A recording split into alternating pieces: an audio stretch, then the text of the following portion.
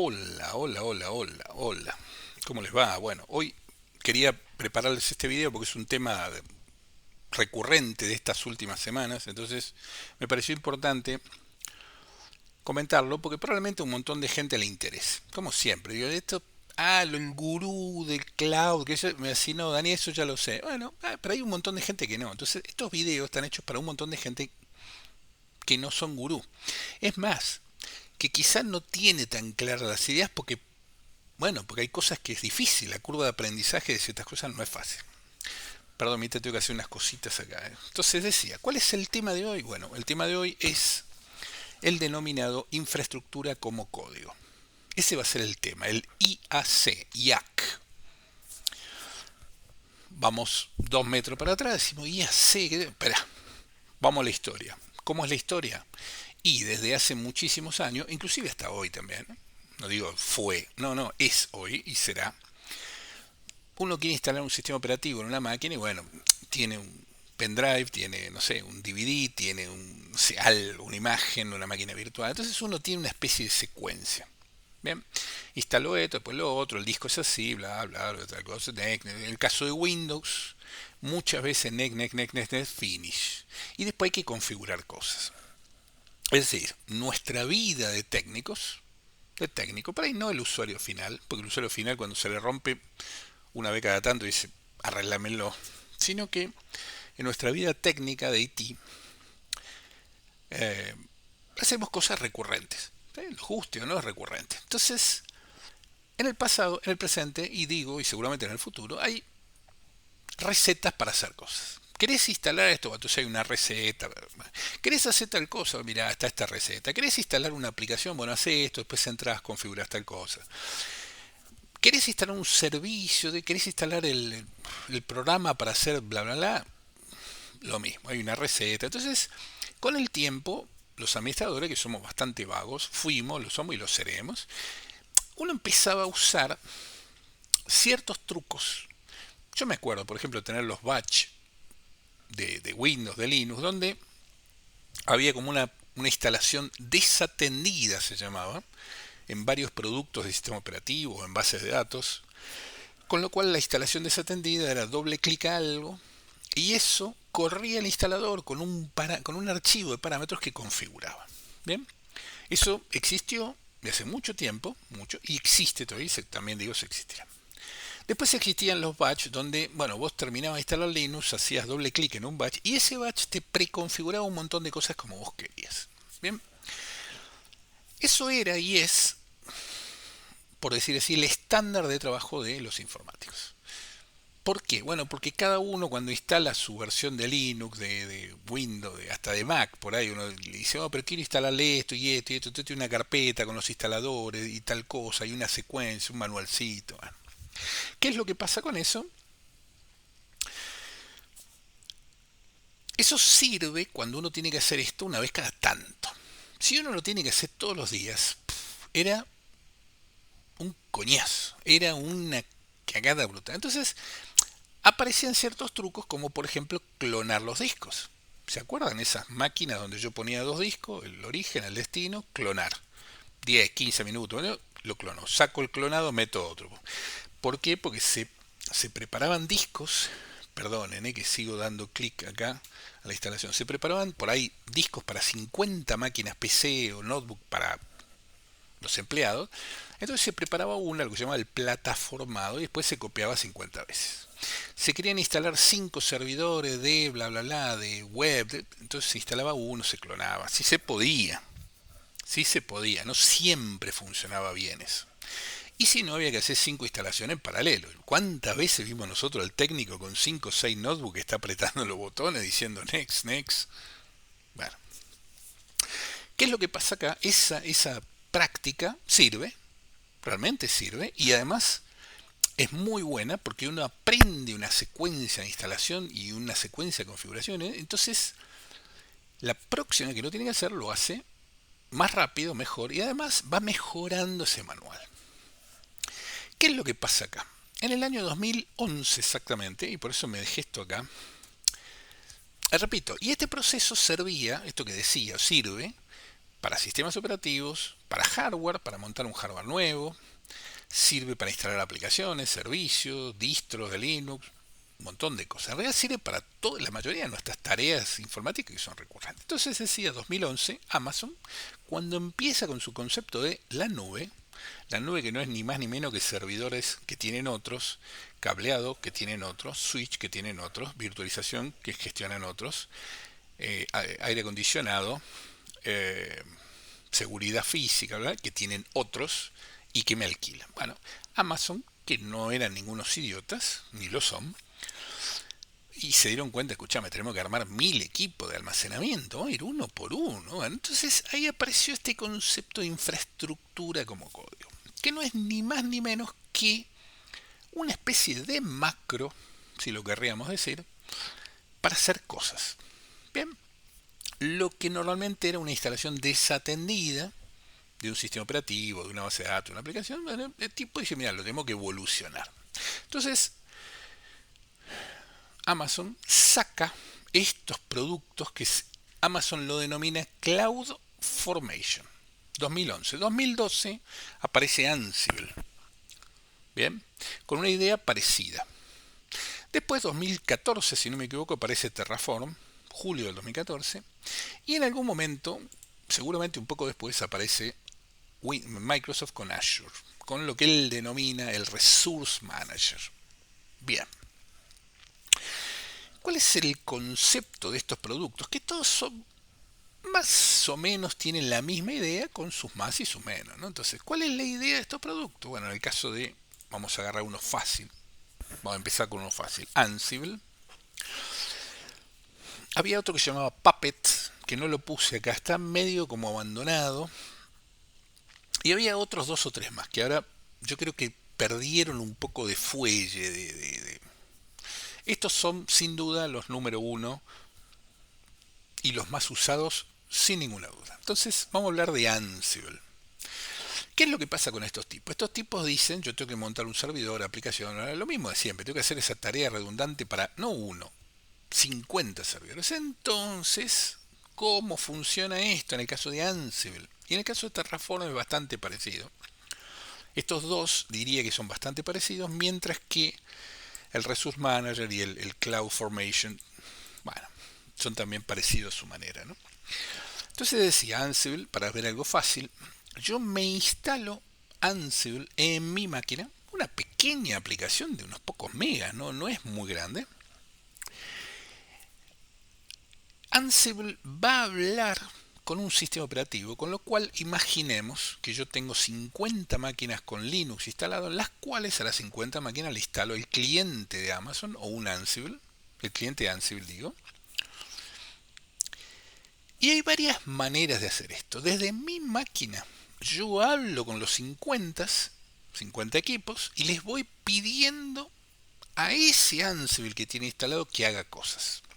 Otra manera es que yo desde mi máquina, por SSH, es una de las maneras, ¿no? Hablo con uno de esos equipos y le voy diciendo qué quiero que vaya haciendo. Bien, es una especie de macro con esteroides, en donde yo hago una receta con un lenguaje, no es JSON, no es un lenguaje indentado, un formato de un lenguaje, una manera de interactuar con Ansible, en la cual digo, mira, quiero que te conectes con todos estos IP o todos estos equipos y quiero que empieces a hacer algo. Quiero que te fijes si tienen instalado no sé, el HTOP. Quiero que instales esto, quiero lo otro. Y además, los scripts de Ansible son muy buenos porque yo puedo hacer muchas cosas. Puedo mandar un pedazo de bash para que corra allá. Puedo pedirle que instale algo, puedo pedirle que borre algo, que configure una placa de recarga, un montón de cosas. Repito, esto se puede hacer desde fuera, pero también existe la posibilidad. Ansible en teoría era agentless. No necesita un agente en la máquina. Puppet sí. Pero a veces me conviene tener Ansible en la máquina y mandarle la orden al Ansible del servidor. Porque quiero hacer más cosas. O porque pierdo la red o lo que fuese. Entonces, como que le disparo a Ansible desde la propia máquina o puedo disparar Ansible desde mi máquina. Entonces de mi máquina hablo con la 50 en paralelo y le voy diciendo hace esto, hace lo otro, en una secuencia. Ansible se hizo muy inteligente porque yo le digo, si quiero el HTOP, quiero que todas esas máquinas tengan el HTOP con Linux y que vos te conectas con el puerto 22, con este usuario, con esta credencial, con lo que fuese. Una vez que el HTOP está instalado, si corro de vuelta el proceso de instalación, no lo vuelve a instalar. Se da cuenta que está instalado y no lo vuelve a instalar. Ahora yo voy a esa máquina y le borro a una el HTOP. Cuando vuelvo a correr el skip, se da cuenta y dice, mira, acá me falta el HTOP y lo instala. Bien, es decir, no es una macro pura y dura donde lo que necesita va a instalar, sino que tiene una cierta inteligencia. Además, tiene más funciones, tiene lo que se llaman los playbooks, que son esas secuencias de instalación. Y otra vez, le voy a contar esto muy fácil, para los que no lo conocen. Bien, para los que no lo conocen. Esto no es para el experto gurú de cloud, no. Entonces, ¿cuál es la ventaja de Ansible? Que yo puedo interactuar con un montón de servidores, con uno o con un montón, y con la misma receta, con el mismo playbook, se lo mando a todos. Es más, se lo puedo mandar una vez a la semana. De manera que si alguien toca esos servidores, esto los vuelve a dejar como yo quiero. Bien. Repito, hace un montón de cosas. Acá no sé si hay una explicación. Esto, como vemos, decía 2012, pero realmente acá hay historia del 2018. Esto fue comprado, Ansible fue comprado por Red Hat, mientras que Terraform fue comprado por HashiCorp, una empresa que está muy de moda ahora. Bien, sigo con la idea. Bla bla bla bla bla bla, dependencias, importante porque él se da cuenta si te falta algo y te lo va instalando. Es decir, es inteligente, no es un simple batch que hace un apt install htop. ¿No? Porque si está no lo instala, si se da cuenta que falta algo lo arregla, y yo le puedo dar un archivo para que me pise, le puedo dar un script para que lleve y ejecute, le puedo pedir algo, y tiene un montón de componentes, de bibliotecas y podemos decir o módulos para hacer distintas cosas. ¿Ven? Esto es un formato donde, bueno, yo acá le especifico cuáles son las máquinas que yo quiero llamar web server, y como son web server habrá un playbook de web server que va a hacer algo. Por ejemplo, instalar un servidor web. En fin, tampoco quiero ir muy adentro porque se transformaron en herramientas complejas. Bien, así como son muy eficientes para lo que tienen que hacer, empiezan a aumentar la complejidad. Y no tiene sentido, y lo digo con experiencia, preparar un playbook. Sigo instalando cosas, disculpen. No tiene sentido invertir el tiempo en preparar el playbook si yo voy a instalar una máquina una vez por año. ¿Ok? Porque voy a tardar muchísimo más en hacer el playbook, por ahí tardo horas o días en encontrar un playbook perfecto como yo quiero, y una secuencia manual termina siendo suficientemente buena. Y si la frecuencia manual, la operativa manual tarda una hora y ya está. Si yo pierdo 10 horas para hacer el playbook, para después gastar una hora por año, es como que yo gasté 10 horas y voy a tener que recuperarlo en 10 años, ¿esto entiende? Si yo hago algo todos los meses, ya tiene sentido. Si hago algo muchas veces en muchas máquinas, tiene sentido.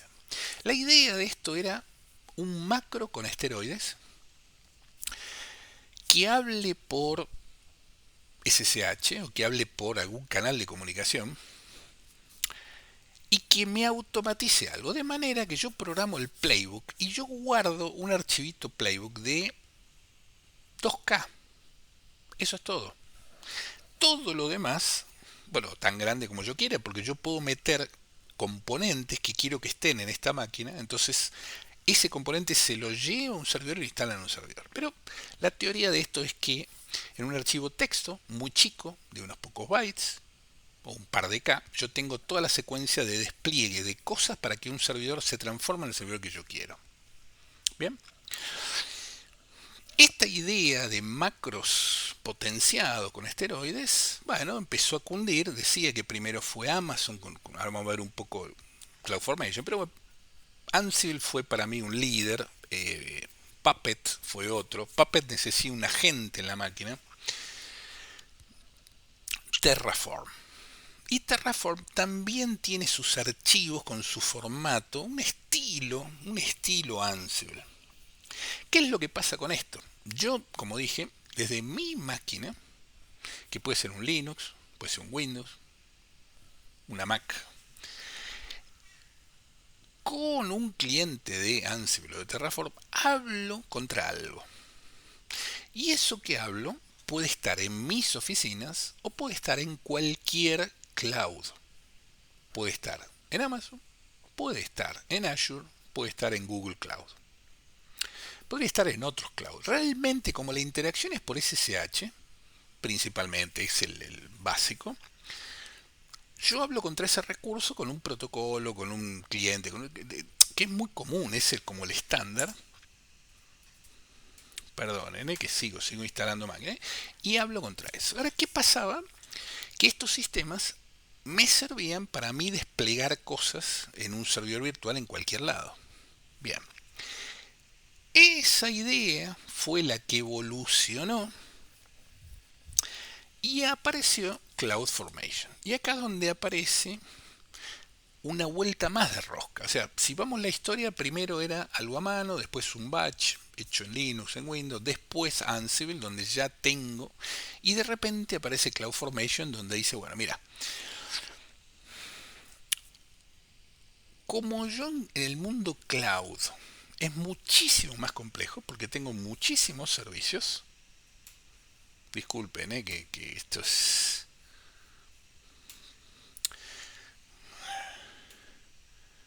Doble clic, ¿cómo hago doble clic? Ahí está.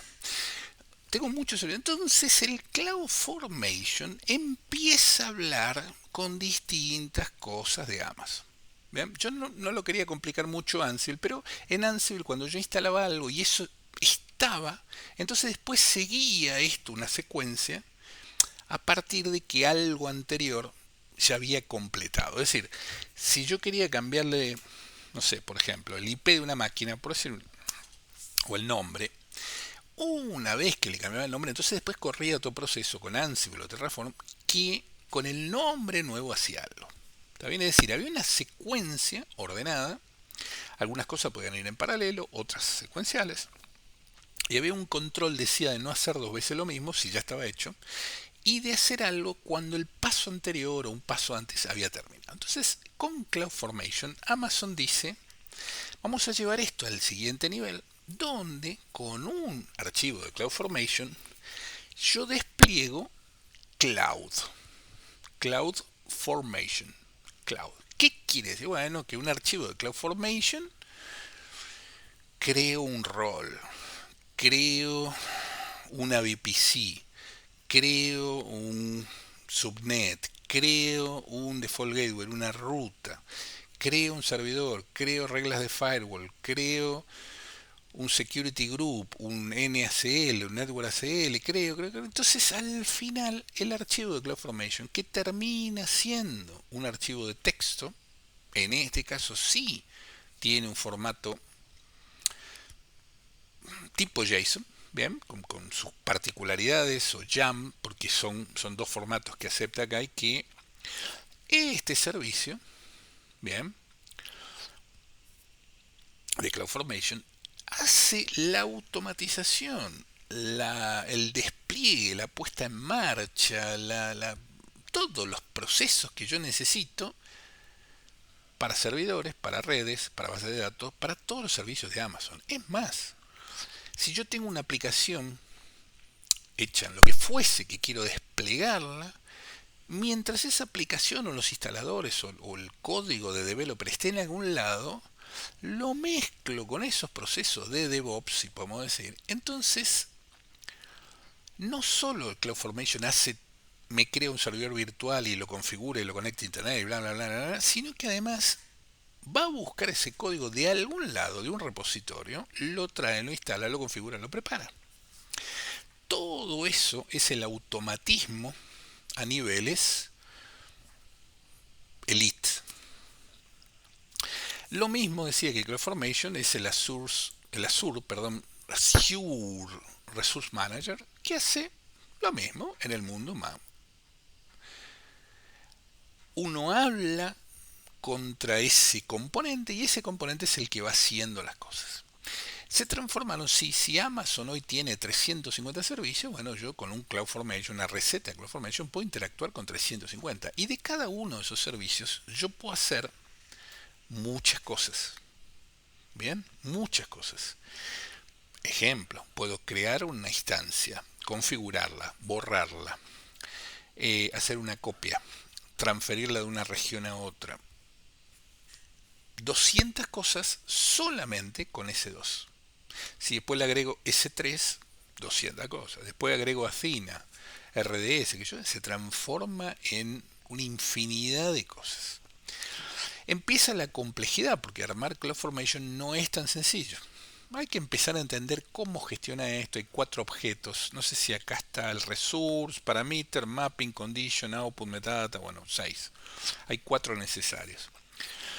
Además hay una relación. Yo digo, mira, si este equipo todavía no arrancó, no le trates de instalar algo porque está arrancando. Si esta, no sé, esta VPC no está creada, no sé, si no creaste. Entonces, este proceso de automatismo de leads macro en el mundo de Amazon se llama CloudFormation. Y en el mundo de Azure es el Resource Manager. Y se hacen muchísimas cosas. Y cuanto uno ya invierte, los DevOps, bueno, los sysadmin o CISO, invierte mucho tiempo armando CloudFormation porque después uno dice, desplegame este CloudFormation.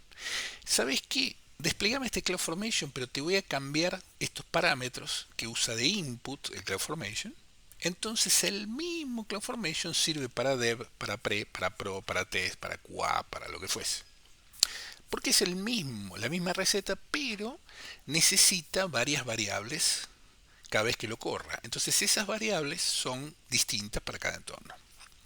¿Bien? ¿Lo entienden hasta acá? Me escriben. ¿Les gusta este video? Suscríbanse, denle un like, compártanlo. Esto es el bien para ustedes. A mí un like está muy bien, pero cuanto más gente vea esto y lo entienda, mejor. Es una manera de desburrar a la gente, de explicarle cosas complicadas de una manera simple.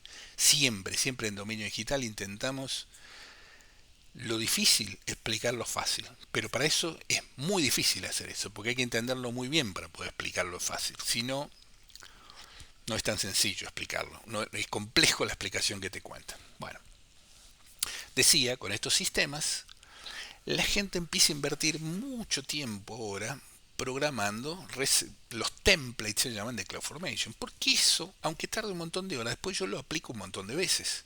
Como mínimo, para ello lo voy a aplicar en 3, 4, 5 entornos. Pero ese archivo de texto, que por ahí otra vez son 2, 3K de texto, o 1K, hace una infinidad de cosas. Y ahí es donde surge el concepto de infraestructura como código. Porque realmente toda la infraestructura que yo voy a montar en Amazon o en Azure viene de un archivo texto, que es el template de CloudFormation o el archivo de Resource Manager. ¿Entienden esto? Esto es importantísimo. Si buscan en internet ejemplos de CloudFormation, hay ejemplos muy sencillos. Cómo crear una instancia, yo le doy como parámetros el AMI, el tipo de máquina, 6, 7 parámetros mínimos, y digo, lanzame este template y eso me despliega una máquina. Hay templates para Elastic Load Balance. Después tengo templates que juntan las dos cosas, que junta 3, que junta 4, el frontend, el backend, la base de datos. Antes definió el VPC, los roles, ¿entienden? Todo eso, lo que uno necesita para una aplicación, se trabaja en un código de texto. Además, todas estas ideas de infraestructura como código, sumado, decía, a las de DevOps, hacen que los desarrolladores preparen sus paquetes, su código, de una manera que pueda ser embebido, encajado en estos sistemas. ¿Está bien? Mientras que antes, por ahí, ejemplo, uno hacía un exe de instalador y yo el exe en Windows le da doble clic, parámetros, quiero esto. Entonces ya empiezan a cambiar y dicen, bueno, mira, para desplegar esta aplicación podéis hacer un exe, pero yo te voy a dar un exe con unos parámetros para que esto corra en background. Entonces nuestro proceso de despliegue es invocar a ese ejecutable con unos parámetros. ¿Ok? Es decir, requiere o requirió una adaptación en todo el mundo de desarrollo de aplicaciones. Y además hay algo que es el despliegue continuo, tiene varios nombres, pero básicamente la idea es que un desarrollador toca una línea de código, aprieta un botón, se chequea, se valida, qué sé yo, y eso se despliega en un entorno y eso se prepara un nuevo equipo virtual, un contenedor, actualiza un servidor y cambia el código automáticamente. Deja de haber un montón de procesos manuales para hacer algo y pasa a un automatismo. Está bien, está mal, hay que tener mucho cuidado porque esto es muy complejo. Por otro lado, requiere mucho tiempo. Evidentemente es la tendencia y es lo que ocurre, pero en ciertas escalas.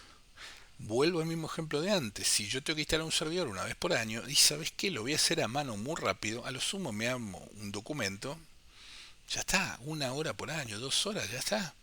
No voy a perder 20 horas para hacer esto. Tengan cuidado, no se dejen convencer que esto es la panacea porque no lo es.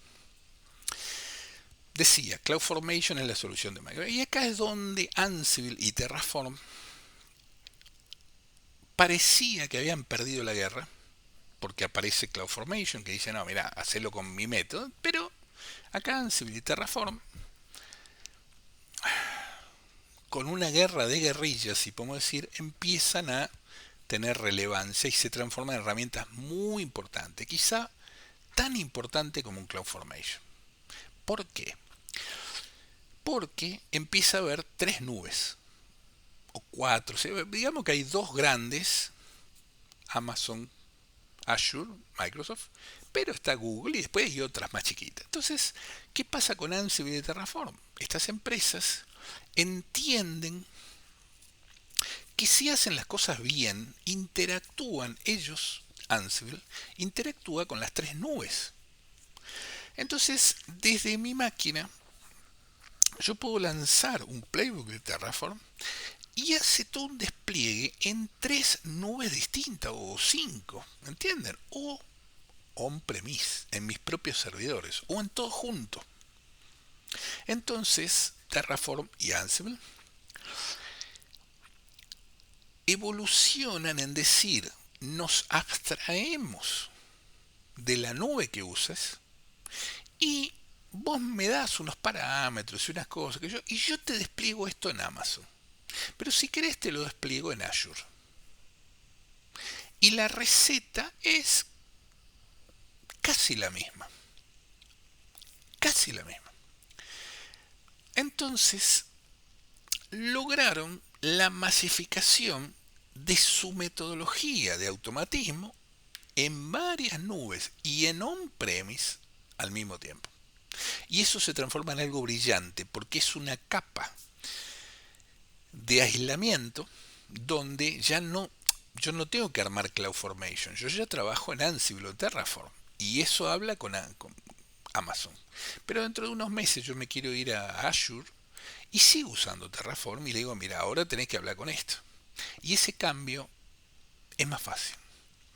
La receta de CloudFormation solo funciona en Amazon. No hay manera de aplicar eso en mis servidores on-premise y no hay manera de aplicarlo en el Azure Resource Manager, porque trabajan de otra manera, otra interacción, otro lenguaje.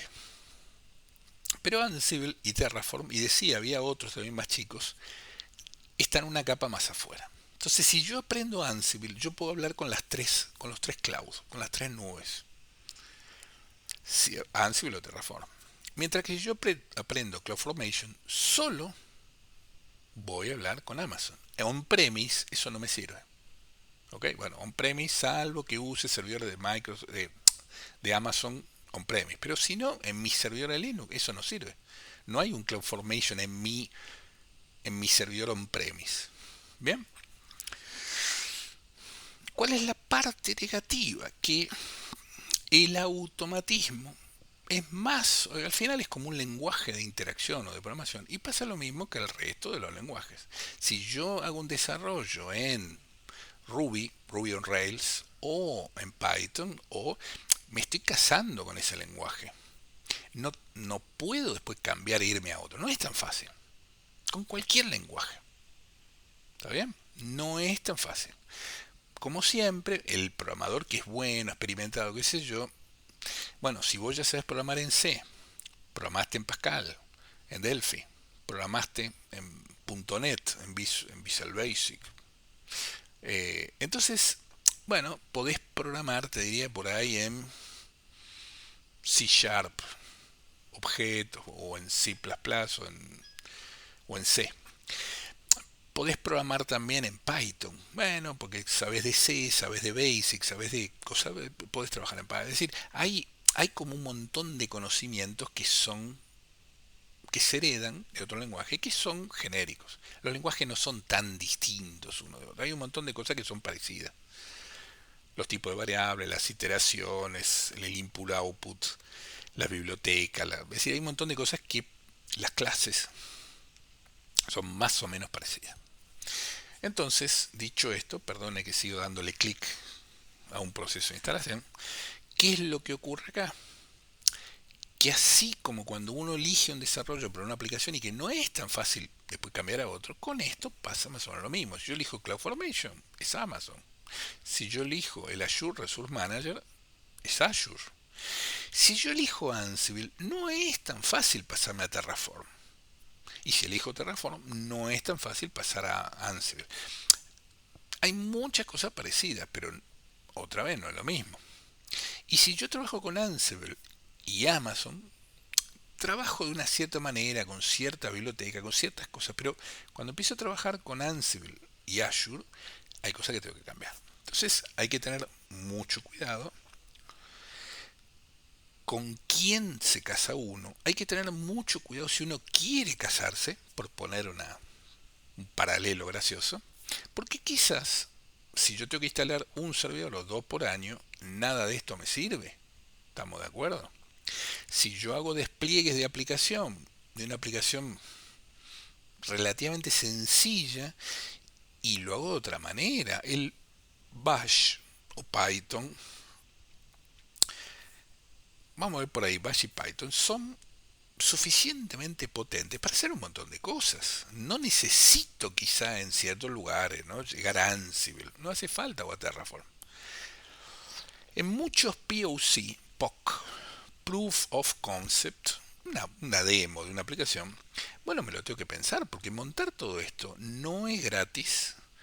No es gratis, me refiero que tiene un costo en tiempo, o en dinero, o en licencias, o en recursos. Si yo armo CloudFormation, necesito los recursos de Amazon. No puedo montar esto en un servidor virtual mío. ¿Por qué no? Porque, bien, entienden.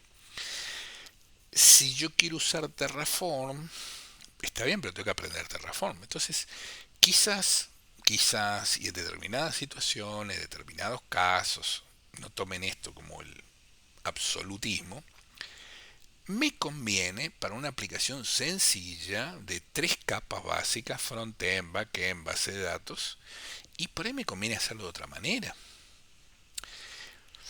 Quizás utilizo más trucos de DevOps de manera de que actualizo ese componente de otra manera, quizá pisando archivos. Todos estos sistemas React que trabajan con cierto código texto que no está compilado, que yo puedo pisar una carpeta con otra, ¿está bien? Y lograr ese mismo despliegue. Si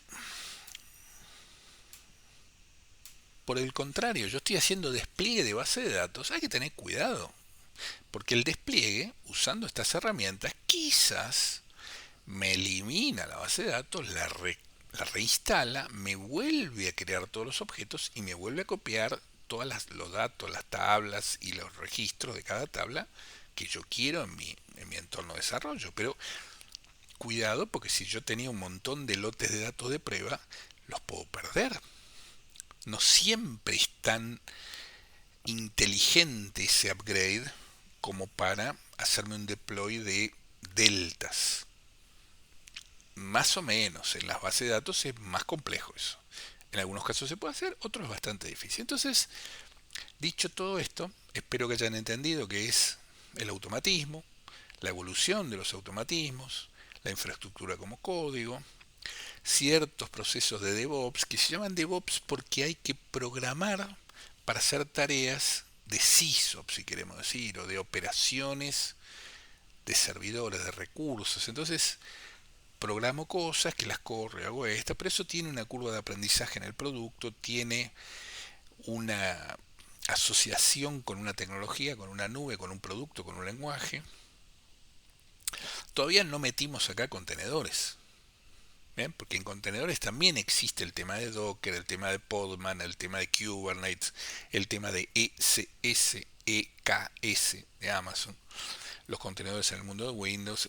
¿Entiendes? Es decir, acá hay todo otro mundo después. El despliegue de todos esos contenedores. Estos días, gracias a Pablo, que hay que agradecerle, estuve viendo Traeffic. Traeffic.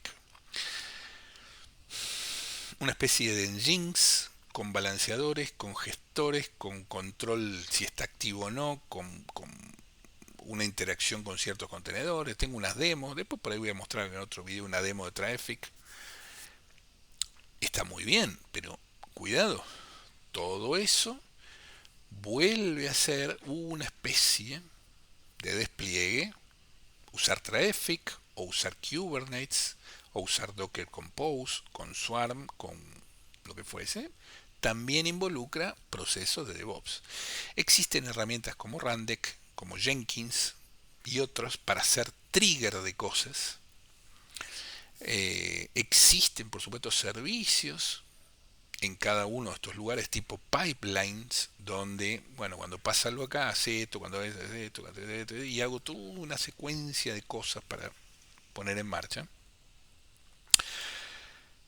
Entonces, espero que hayan entendido el pasado, el presente y el futuro, porque seguimos con la receta en papel. Por otro lado, tenemos herramientas de automatización, tenemos herramientas externas donde hablan con todas las nubes, herramientas de cada nube, tenemos después gestión de contenedores, gestión de código, tenemos todo el tema de parámetros para hacerlo un poquito variable, que no sea un CloudFormation estático que siempre haga lo mismo, sino que en base a variable haga más o menos cosas de una determinada manera. Tenemos el problema, decía, o no sé si llamar el problema, o las características, o el future, que va a estar asociado con ese entorno, igual que los lenguajes de programación. Si vos querés ser un programador de .NET muy bueno, y bueno, tenés que esforzarte, estudiar 2 3 4 5 años, y, pero no podés cambiar a Java así nomás, porque no es tan fácil. Y además, cuando sos muy bueno en algo, empieza a haber unas resistencias al cambio donde decís, ¿por qué voy a cambiar si digamos, mi conocimiento y mis herramientas me permiten resolver los problemas que tengo? Entonces, ¿por qué me voy a meter en un problema nuevo, para un supuesto problema nuevo, para una supuesta herramienta nueva, si con lo que tengo resuelvo lo que... ¿Me entienden? Por otro lado, la gente que programa en Go, Golang, y programan Golang, o los que programan Rust ahora, ¿no? Que está empezando a crecer mucho Rust porque es una mejora de lo que era C, trataron de arreglar los problemas tradicionales o algunos de los problemas de C. No sé si todos. Eh, entonces, cuidado con dejarse llevar con los falsos milagros de que esto te va a resolver todo, esto te hace todo, esto es maravilloso. Cuidado, cuidado que esto no aplica en todos los casos. Cuidado que cuando uno dice, no, mejor Ansible o Terraform porque es multicloud, tiene un nombre, ya me voy a acordar, un adjetivo agnóstico se le dice, agnóstico. ¿Qué quiere decir eso? Bueno, que interactúan sin saber qué va a haber del otro lado. Cuidado porque no es tan agnóstico, no es 100% agnóstico, tiene sus cosas. Cuidado con estos temas de querer automatizar algo que no compensa. Bien, cuidado con eso. Hay proyectos muy grandes que sí tiene sentido. Hay lo que se llama proyectos de despliegue continuo, donde por ahí en un día tienen 20 despliegues en desarrollo o en test. Tiene sentido implementar algo, pero no todas las aplicaciones son iguales. Para ciertos POC cuidado, porque eh, todo esto requiere métodos, requiere tiempo de inversión, requiere infraestructura duplicada. El automatismo tiene un problema, y es que si yo estoy actualizando demasiadas veces, empieza a haber problemas de debugging, empieza a haber problemas de tester, empieza a haber problemas de una sobreactualización que me descongela, por decir, el entorno, ¿no? Esto se nota mucho, mucho, seguramente en otros lenguajes. Yo que ahora estoy transformándose en un experto, en un conocedor medio de Python, pasa en Python.